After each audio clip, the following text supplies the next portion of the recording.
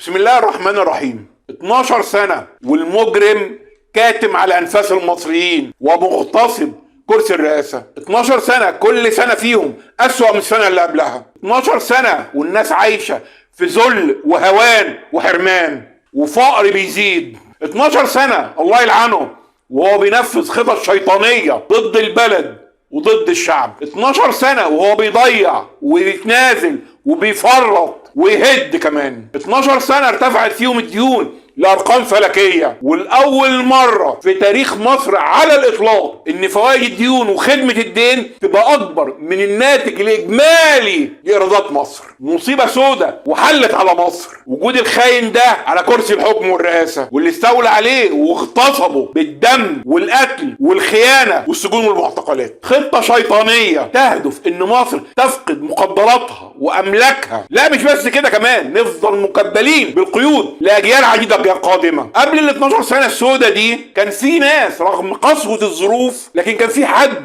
للستر، حد الحفاظ على الكرامة وعدم ذل النفس. كان في طبقة متوسطة موجودة وواضحة. انما الفقر دلوقتي لا بيعرف ستر ولا بيحفظ كرامة، بل بيطحن الناس طحن وبيذل اعناق الرجال. مصر كبيرة وفيها علماء وخبراء ومهندسين وفنيين ولادها ناجحين في كل الدنيا وبجدارة. مصر في وضع الإفشال المتعمد وخطة مجرمة بينفذها المجرم لصالح أسياده. يا شعب مصر، يا أهلنا في كل مكان، احنا بنمد ايدينا لكل واحد حر يهمه مصلحة بلده مصر، يهمه ان الأيام البائسة دي اللي عايشاها مصر حاليا تعدي وتنتهي وتبقى ماضي إلى زوال، ان الخير يعود في يوم جاي لما يديرها اللي عارفين وفاهمين ان التقدم والنمو والازدهار مش في بناء قصور والصرف عليها ببذخ، وإنما في بناء مدرسة، في بناء مصنع، في بناء مستشفى، في بناء سكن جيد ومتاح لكل مصري، ضمان معيشة كريمة وإتاحة فرص العمل للكل، وإتاحة فرص العمل والسعي والنجاح، دخل مناسب لكل مصري ومعاش كريم يسر كل واحد فينا. عندنا مشروعات وخطط